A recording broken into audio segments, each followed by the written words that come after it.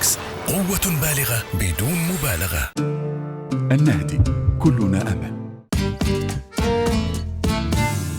مع بروتكسين وداعا لعسر الهضم والانتفاخ.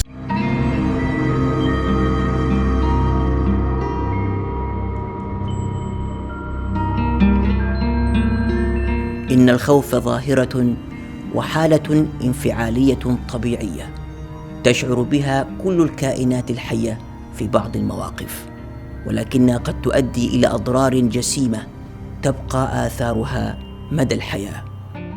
يقول رسول الله صلى الله عليه وسلم: من أخاف مؤمنا بغير حق كان حقا على الله ألا يؤمنه من أفزاع يوم القيامة.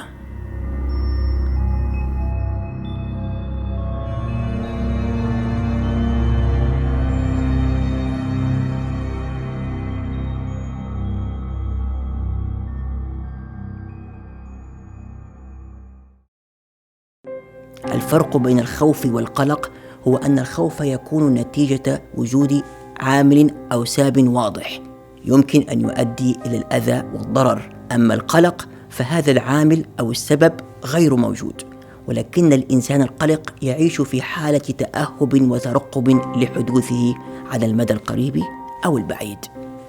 والإنسان يولد وقد زرعت فيه بعض أنواع الخوف، مثل الخوف من الأصوات العالية أو الارتفاعات، ثم تتطور أنواع الخوف وتزرع في الإنسان بناء على الظروف التي يعيشها. في دراسة على 50 شخصاً وجد أنهم في مجموعهم يحملون أكثر من 7,000 نوع من أنواع الخوف.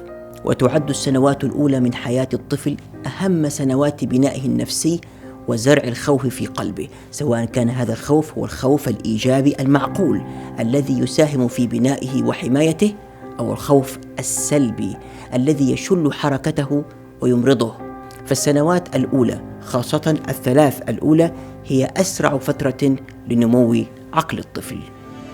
في كل مرة يتعرض الطفل لموقف يستقبله عقله بأنه يشكل خطراً عليه، مثل الأصوات العالية أو الاعتداء الجسدي أو اللفظي أو النفسي أو العاطفي أو العنف الأسري، فإن الدماغ وخاصة غدتي الأميجدلا والهيبوكامبس يرسلان إشارات لإفراز هرمونات مثل الإبنفرين والنورابنفرين والكورتيزول في المدى القصير، وتؤدي هذه الهرمونات إلى زيادة دقات القلب والضغط وتوسيع شرايين الدم وضخ الدم إلى العضلات والأطراف وسرعة التنفس. فإذا اختفى سبب الخوف زالت الأعراض وعاد الجسم إلى حالته الطبيعية المتوازنة. أما إذا تكرر الحدث وأصبح الطفل يعيش في حالة خوف مزمن، فإن استمرار إفراز الهرمونات يؤدي إلى تبعات سلبية كبيرة على الجسد والعقل والروح على المدى القريب والبعيد، وقد يؤدي إلى فقدان الثقة وتبخيس الذات وضعف الشخصية وحدة الطبع واضطرابات في النوم وفقدان الشهية والصداع ونوبات الذعر والقلق الدائم وضعف المناعة وصعوبة التركيز،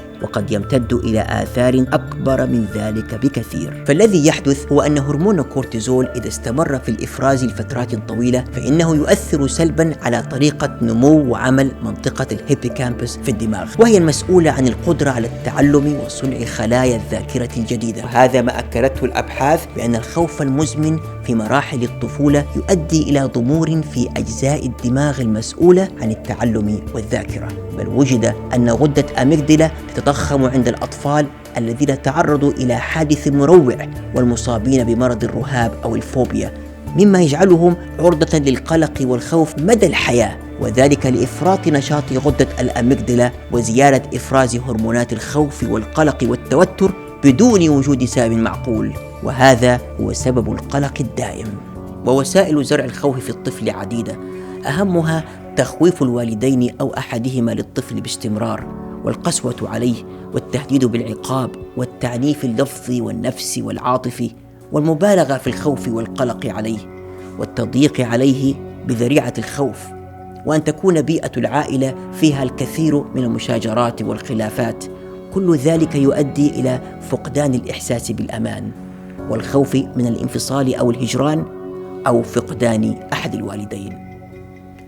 علما بأن الطفل عندما يبكي أو يغضب أو يتصرف بعنف فإنه يتصرف كرد فعل لإحساسه بالخوف، وأنجح طريقة لمعالجة هذه التصرفات هي الاهتمام والاحتضان والرعاية والحب، الذي يؤدي إلى إفراز هرمون آخر عكس هرمون الكورتيزول، وهو هرمون الأوكسيتوسين، ويسمى بهرمون الحب، وهو الهرمون الذي يفرز أثناء الرضاعة ويقوي العلاقة بين الأم والرضيع، وكذلك يفرز عند الجماع بين الزوجين ويساهم في توطيد العلاقة الزوجية. وإذا انتشرت ثقافة زرع الخوف في قلب الطفل في البيت والمدرسة والشارع، فإن المجتمع ككل يصبح مجتمعاً تكثر فيه التبعات السلبية للخوف على الصحة الجسدية والعقلية والنفسية، وهذه المجتمعات يندر فيها الإبداع، فالخوف أكبر عدو لتقدم الإنسان وتطوره وإبداعه.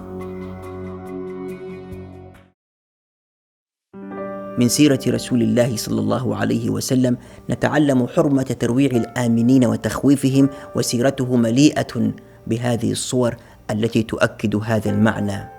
منها القصة التي حدثت مع حبر من أحبار اليهود، وهو زيد بن سعنة، الذي أقرض النبي صلى الله عليه وسلم، ثم قرر أن يأتي قبل يوم وفاء الدين ويطالب بدينه، وقد افتعل كل هذه القضية من أجل أن يتحقق من آخر خصلتين من خصال الرسول المنتظر، ألا وهما أن يسبق حلمه جهله أي غضبه، وألا يزيده شدة الجهل إلا حلما.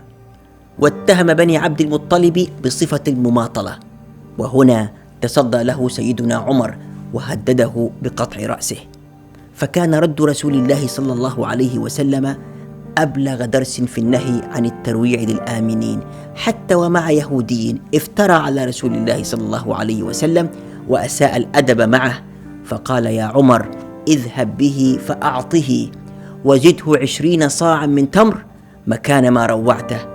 فلما تحقق لليهودي حلم رسول الله صلى الله عليه وسلم دخل الإسلام.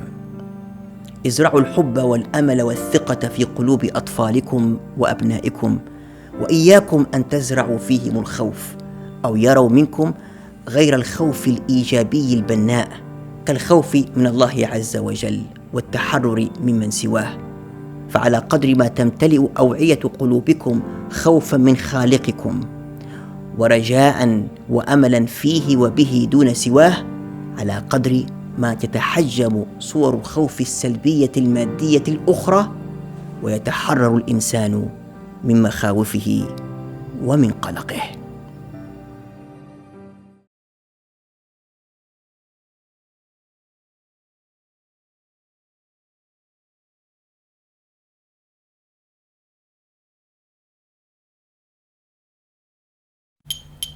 يشرفني انك تخطب بنتي. قل لي يا فهد، ايش تشتغل؟ طال عمرك. أنا أشتغل في مشاريع كبيرة، أقدم خدماتي لعلماء المستقبل، وأحيانا أدخل في المشاريع الصغيرة، أستثمر في القطاع الزراعي. أنا يكلموني كبار المهندسين، أفزع لهم فزعات. ما شاء الله ما شاء الله. انت تعرف في البناء ودنا ونبوك نكبر البلكونة في هالمخ. لا ترى مالك إلا ولد عمي. هايلاكس، قوة بالغة بدون مبالغة. لأنكم في قلوبنا نشعر آلامكم ونعيش أفراحكم،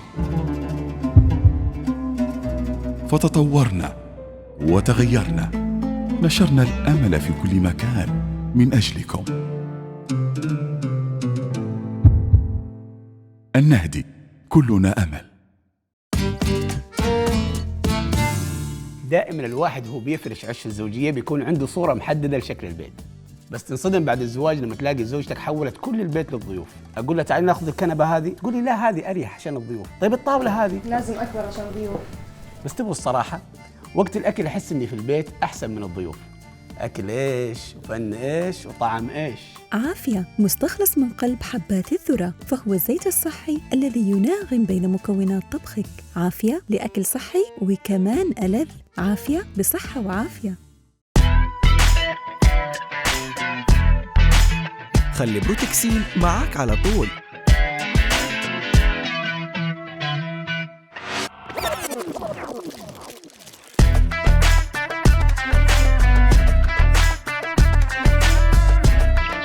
البكتيريا الضارة لن تصمد طويلا مع بروتكسين. مع بروتكسين وداعا لعسر الهضم والانتفاخ.